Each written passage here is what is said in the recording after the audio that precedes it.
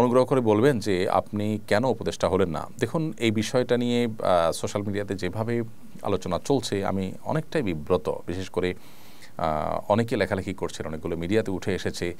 বিষয়টাকে অনেকে যেভাবে চিত্রায়িত করছেন আসলে এরকম না। আমি একটু খোলাসা করি।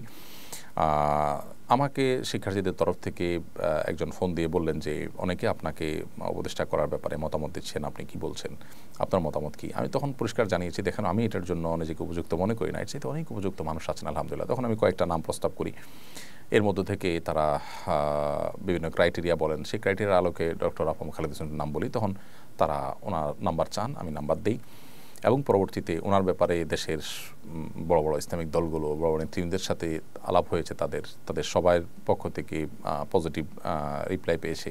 পরবর্তীতে তিনি নির্বাচিত হয়েছেন আলহামদুলিল্লাহ। তো আমাকে এখানে চূড়ান্ত করে ফেলেছেন তারা, তারপর আমি ডিনাই করে ফেলেছি আমি এত মহানুভব মানুষ বা এত মহান মানুষ আসলে না। পদের বা দুনিয়ার মোহ অন্য দশজনের মতো আমার মধ্যেও আছে। আমাকে যেভাবে আপনারা অনেকে মহান করে দেখাচ্ছেন, এটা আপনাদের মহানুভবতা বা আপনাদের সুধারণা ছাড়া কিছুই নয়। কোনো কোনো ক্ষেত্রে এটি কিন্তু বাড়াবাড়ি বা অতিরঞ্জনের পর্যায়ে চলে গেছে। আমি নিজে আসলে কিছুটা বিব্রত।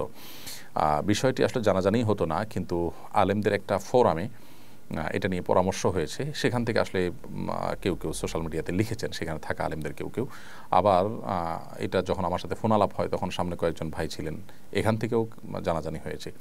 তো বিষয়টা এরকম না যে আমাকে একেবারে পদ দিয়ে দেওয়া হয়েছে, আমি ইচ্ছাকৃত এটাকে ডিনাই করে দিয়েছি চূড়ান্ত হওয়ার পর। ব্যাপারটা এরকম না। আমাকে বলেছে তারা, আমি অপারগতা প্রকাশ করেছি, আরেকজনের কথা বলেছি। এই তো আমাকে যেরকম বলেছে এরকম আর হয়তো অনেক আলেমকে তারা বলেছেন, তারাও হয়তো একই কথা বলেছেন। বিধায় এখানে আমাকে আসলে মহান বানানোটা একটু বেশি হয়ে যাচ্ছে। আল্লাহ তাআলা আমাদেরকে হেফাজত করুন।